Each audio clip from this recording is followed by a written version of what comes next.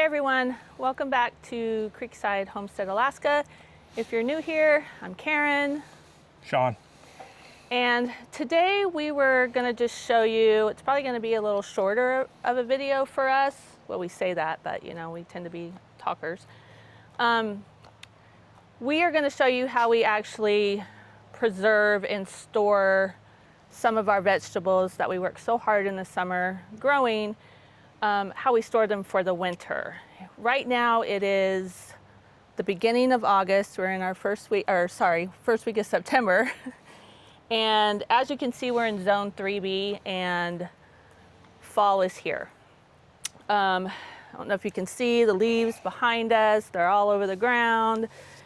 Everything's just starting, the end of the growing season is upon us. So we've got to get a few things done today and thought we'd bring you guys along and just show you what we do. Yeah, this is mostly just storage. I mean, there's some of this is preliminary to canning, like Right. how we, you know, like the tomatoes are in stages. We pick them, let them ripen on the counter, core them, freeze them in bags, and once we get enough, or when we're ready, then Karen will do a big tomato sauce canning. And the reason we do that is because where we're at in Alaska, we just don't have enough of a full growing season to let them ripen on the vine in our greenhouse, because our greenhouse is not heated. So it heats up during the summer, but when it starts getting cool, it's just, you know, basically ambient temperature. So we have to help them along and bring them inside. And I think that most of the people in our area that don't have a heated greenhouse do the same thing from what I've been seeing. So pretty much just the way we do it up here. Yeah, we have a very short growing season. It's between 90 and 110 days, depending on what you're growing. So it's a bam bam of a summer for us. So anyways, we're gonna get started. Yep. All right, so I'm going to be picking just the ones that are starting to turn. And I'll do this every day for probably the next week until I can get them all inside in stages, because room is a little bit of an issue for us. So I have to take them in a group at a time. So like this one is ready. As you can see, it's starting to turn. It's rather small, but that's okay. And I'll do most of these. Now you can see the leaves on here. I need to get in here and really trim these guys back. And I'm going to, I'll just show you on this one really quick. I'm going to clip everything that doesn't have a tomato on it. So I'll just cut everything back. I know this looks a little extreme, but there is absolutely nothing any of these are going to do for this tomato plant. And I want it to have as much energy as possible for these last few. So this one's ready. So we'll get this one. You can see it's just starting to turn. I'm going to go through this whole bed, pick off the ones that need to go inside, and then we'll show you the next part. All right, so this is what I got for our tomatoes. I don't know if you can see what's in there. That's our group for today. Now I'm in the carrot bed, and I've already put away quite a bit of carrots from the 1.5 beds, but I figure I'd just show you the process of how we store them. So I'm gonna grab a couple of hopefully decent sized ones out of this bed. All right, so not bad, that will store. We'll grab that one. And what I do is I just snip off. I try to leave a little bit on, sometimes that doesn't happen. And then these will go to the chickens. Most of the carrots we're gonna leave until we get back from vacation. Let me grab like just 2 more. Ooh, that's a good one. But yeah, that's a nice one. But we wanted to show the process. There we go. So that'll be 4, that'll be good. All right, moving on, we're gonna do the greens. Now we're over to the greens bed, and I'm gonna just pick a random. I'm not gonna do the kale just yet, because the kale for us is more of fresh eating, and I freeze them separate because they don't take as long to cook as the greens do, and so I like to keep them separate. So I'm just gonna grab I mean, as you can see, I've already... What is this you're grabbing? This is collard greens, sorry. So I have this row of collard greens, and I'm probably gonna get a good portion of these out. And then this right here, these are kohlrabi greens, and I've just left them growing on here for the greens because I've already harvested all the kohlrabi that I can. Well, that one looks like I might be able to get some out of that, but so I'm just more interested in the leaves. So I'll grab a few of those. Keep in mind, we've harvested greens all summer, so there's bags and bags of greens. Yeah, I've already done one round of canning. I don't know how many we've eaten off of fresh. I've got collards, kohlrabi.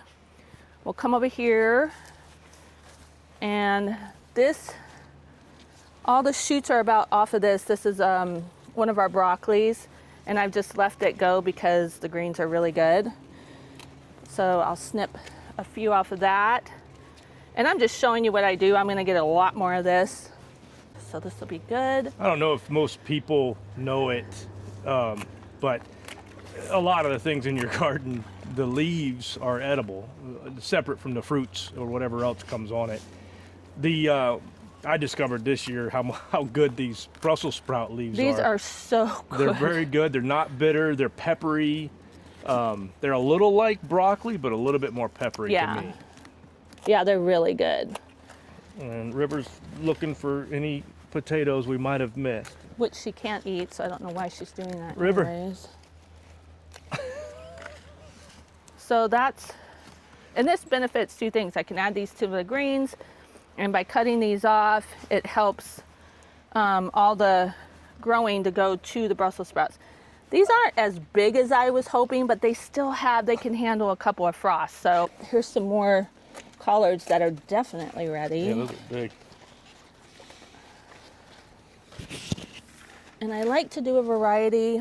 I mean, we like collards on their own, but because we have so many other greens, I try and get a good mix. The mixed greens, that's my favorite though. Okay, so now we're gonna go into the kitchen and show you the next step in a couple of the things that we do. Probably the tomatoes and the mixed greens are next.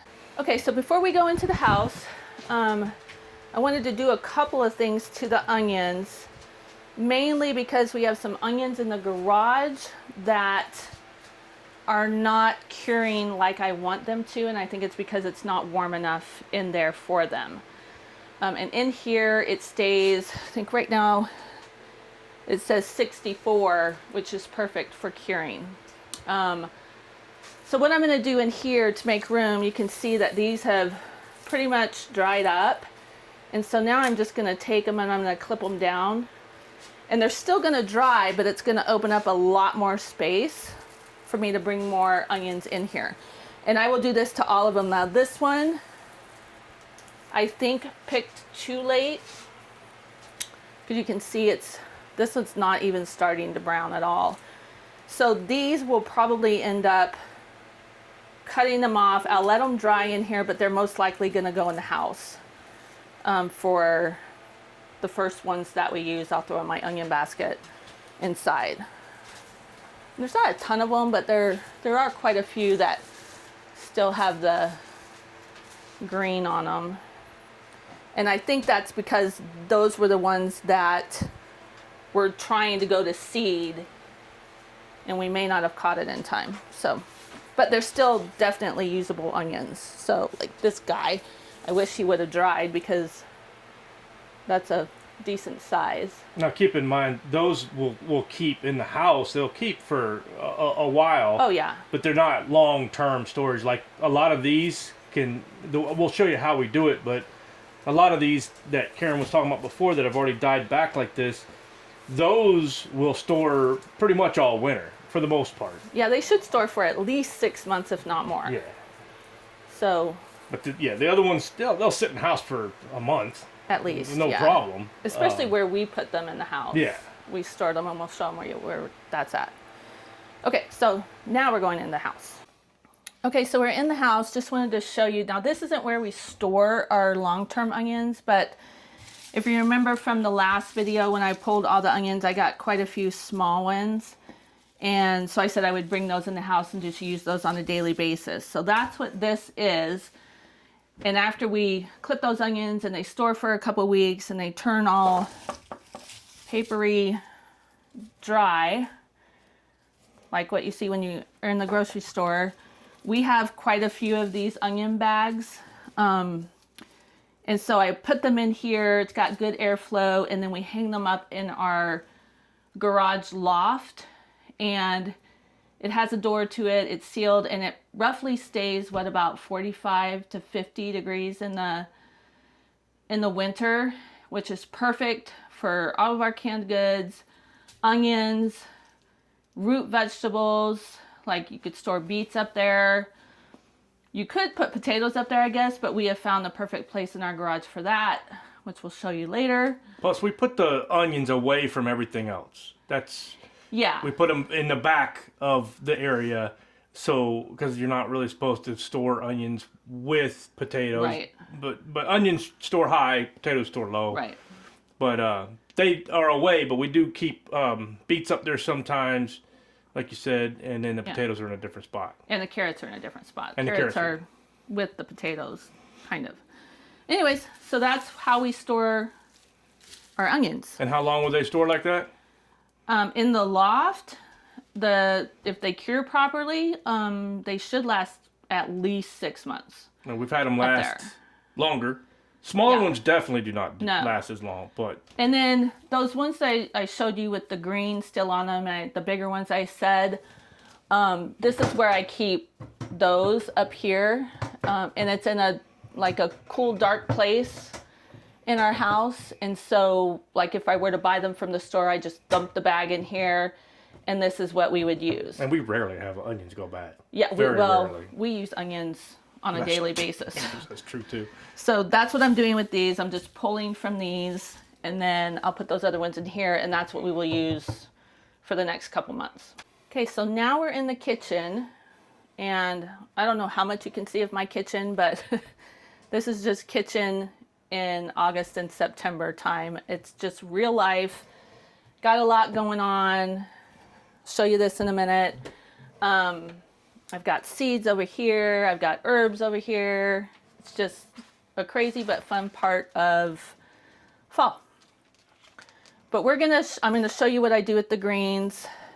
I do it 2 different ways. We'll get into that in a little bit. But right now, I'm just gonna strip these. I'm gonna strip this whole lot that I have, and then the stems will go in the compost, right? So get these all torn off, and then I'm gonna get these rinsed off. That's why I have them in this strainer. I'll get them rinsed off real good, and then I'm gonna let them soak in ice water for just a couple of minutes while I show you what I do with our tomatoes. Now we're upstairs in our house, and I just wanted to show you, I know this is probably a lot of steps for some of you for the tomatoes, but because of what we have for space, this is what I gotta do. Add them outside. I picked the ones that I wanted to bring in to begin the next stage of ripening. And as you can see, I try to keep all the ripe ones over here so that when I come up, I grab, move stuff down. It's just kind of my thing. So this is where, as you can see, this one went bad. That one had a little bit of blossom rot on it, obviously. So we'll throw that one away. But this little beauty is doing perfect. What I'm going to do is I'm going to take those green ones out that I just picked. And these, I don't do anything to these. I don't wash them. I just pick them off the vine, bring them in the house, bring them up here. And so I'm going to sit them all over here, and there's a few peppers on here that you'll see. And then that part's done. Now I'm going to take the ones that I want to take downstairs that are almost ripe. Well, some of them are very ripe. Or I shouldn't say very ripe, but ready to go in the freezer. I'll get these downstairs along with some that are going red, and these will go red fairly quickly. Okay, so back downstairs, and as you can see, I've got this beautiful bowl that I brought these down, I don't know how many days ago, from upstairs. And this is what will go into a freezer bag. I've also got these beautiful cherry tomatoes that I just pick off and throw in this bowl, and we've been eating on these in our salads.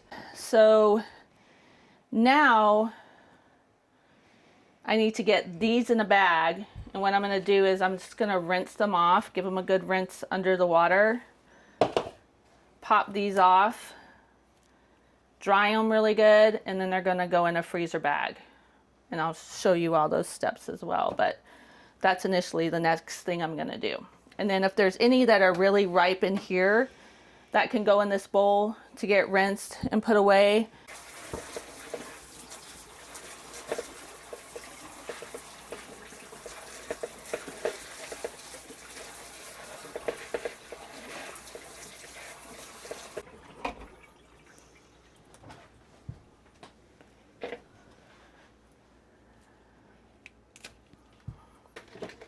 Sean just asked me a really good question and asked me why don't I core them before I put them in a bag. I just don't feel the need to. Some people do. At the end of it all, when I go to make sauce out of these, which is what I use mostly this for because it's a base for everything else that I do. I can use it for salsa, I can use it for spaghetti sauce, whatever. So it's just better for our family that most of this goes into a sauce, which is why I grow the varieties I do. But the reason I don't core them is because when I go to cook them down, now when they freeze, everything pretty much falls off when they thaw out. So these will be really, really soft. The skin just falls off. I'm able to basically just pull the core out, and then it goes into a pot. If the skin's left on, no big deal. I blend it all up anyways, and then it gets strained, and so that's when all the seeds come out because it's going to go through a strainer anyways.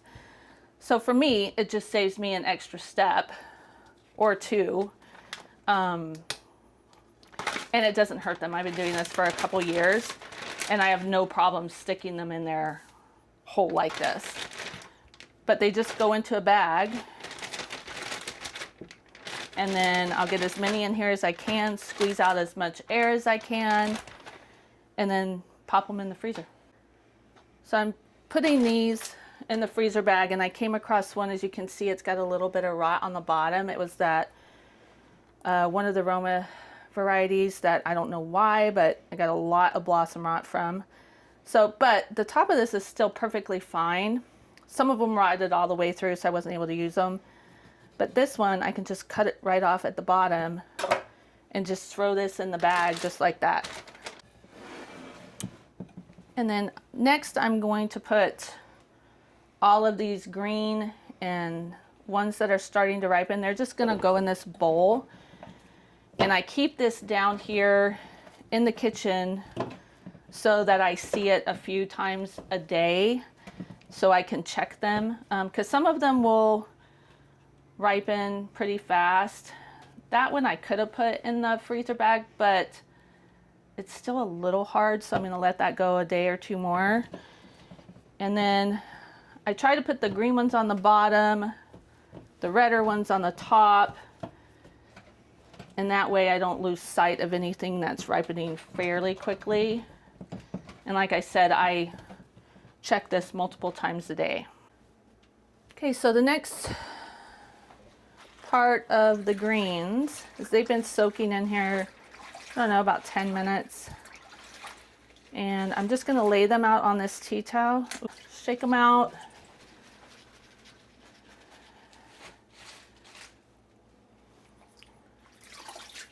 And then we're gonna wring them out. Now, another controversial thing, which I tend to do my own thing. So you do you, but this is what I do. I do not blanch my greens most of the time when I'm doing it this way. I have, if I want to keep them, if I know I want some greens in the freezer for a few months, I will blanch them ever so slightly, or else they just, for me, get super mushy. But when I'm doing this, knowing that these are going to be canned, and I will be doing it within the next month tops, and I've been doing this for a while this way, I don't seem to lose any flavor. I don't get any bitterness from it, because I am using them so quickly. I put them in this tea towel, and I'm just going to wring them out as best as I can.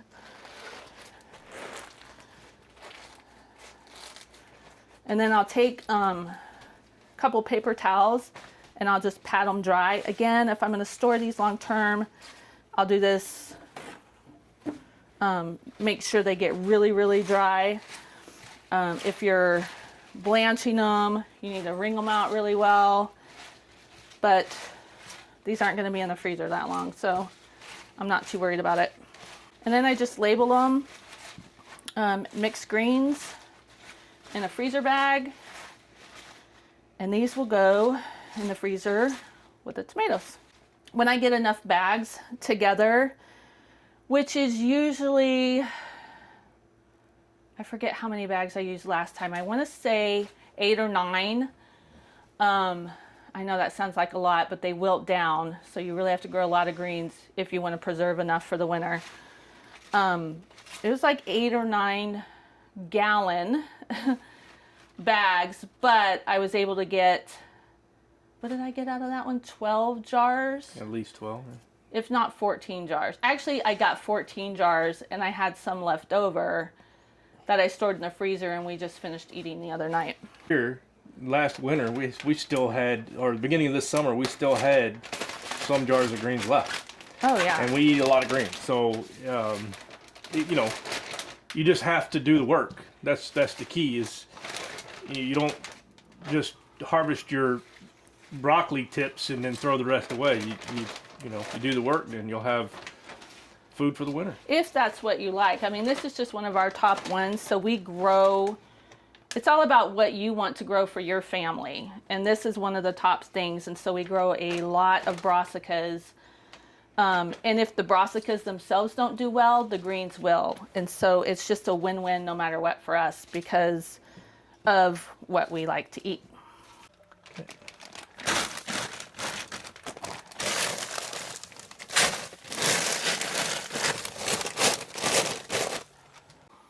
Okay, so for the carrots, what we do is we have sawdust from a neighbor that has a sawmill. I get it from him like right after he's done doing a run of wood or whatever. So it's clean. It's good, clean sawdust. And then you just put the sawdust in and then lightly wet it. To start with. And we already have like 3 layers of carrots in there. This is just us adding to this. And then you just take your carrots, you know, and you don't wash them. You know, knock off the big stuff maybe, the big clumps. But for the most part, they're gonna look like that. And you want to lay them in here. Don't want them touching. So you just lay them in. You're gonna want to get them close, especially if you have a lot to store. And then, essentially, you just want to cover them completely with sawdust. I've heard you can use other kinds of material. I think people use sand, like clean sand. I don't know. I know sawdust works. We've been doing this for a while like this, and we'll have, like if you forget about a carrot here and there, we'll actually go to clean the bin out and find carrots that are viable, that are edible, when we're almost ready to harvest the next group for the next year. So over a year. So this method works. I don't know the science behind it, but it definitely works. And your carrots will get a little furry the longer they're in here. They get the hairs on them because they want to sprout. But they're still good to eat. We just give them a bend test to see, if they're still pretty crispy. Go for it. And the ones that get super hairy, I usually just scrub and peel. And they're perfectly fine. So we just use this bin, sawdust, and then we slide it into a cool spot here in the garage. This is the coldest part of our garage. So the ground, the actual foundation will freeze. So we actually had to put insulated foam down underneath the bin. And it fixed that. We haven't had the sawdust freeze again yet. And the bin is, Sean put holes in the top for ventilation, for airflow. It's air. Yeah, that's the thing, is you're not trying to seal them up. You want them to breathe. It's just kind of, I guess, what would be the natural, like if you were in a place that didn't freeze, you could probably leave them in the ground all winter. Because that's their natural place. So this is like creating another natural place for them to store, to survive, hang out. I haven't gone far. We're just going to show you how we store the potatoes. Potatoes by far. Now, this is one of the things that I was skeptical about when we first started storing stuff like this. I'm like, no way these things last all winter. Well, I'm here to tell you, this is the simplest and most viable way to store potatoes for a whole year. And it works. As long as you do it right, and as long as your potatoes are cured. And by that, I mean, we set them in here for weeks. Not like this. Usually they're spread out like this over here. Yeah. To get airflow around them. But you really want to let them get a good skin on them. That's their natural protection. Don't wash them. I mean, all we do is knock off the big chunks. You want to leave them dirty. And then you're literally just using a brown paper bag or sack. And you're just gonna, I mean, we try to keep the, reds with the reds and the whites with the whites and things like that, but it's not a big deal. If you want to know what's in the bag, you look in the bag. But, so it's just a matter of making sure they don't have cuts in them. The ones with cuts, we'll just use first. Mm-hmm. So, just inspect them, because there are ways for them to get cuts in them after you put them down here, called River. She tends to just walk right on top of them. But these are decent storing potatoes. Some of these are a little small, so I'm going to be careful not to grab all the small ones. Yeah, you want to keep the like sizes together as much as possible, because we'll eat those small ones. Yeah, our big secret to that is we put the small ones in a small bag. Not a lot to it. And then when you grab that bag, they're probably small. But you want to grab that bag first. Obviously, you want to use your smallest ones first to because they won't last as long as the bigger ones. But that's all there is to it. You put it in the bag, you roll the bag top down over, and we slide them into a spot, and they go just above the carrots in this coldest spot of the garage. What do you think it gets? Down in this corner, the coldest I've seen it is like 38, 40. And that's when it's really cold outside. Our garage stays heated just above freezing. You have a wood stove in here for when it gets really cold. But on a normal day-to-day, there's a Toyo heater in here that keeps it at 50 because it won't go any lower than that. If it would, I would make it lower. But this corner is by far the farthest from the heaters. And it will get down to 40, 38, 40 when it's super cold outside. And that's like 40 below outside.